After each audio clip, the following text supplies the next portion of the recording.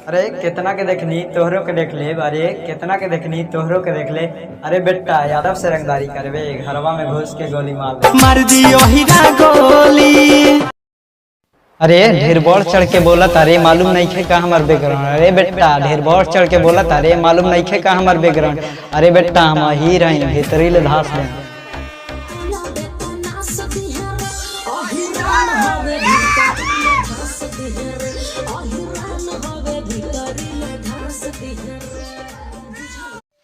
अहिर नाम सुनकर कमजोर समझो क्या, कट्टर हूँ मैं कट्टर।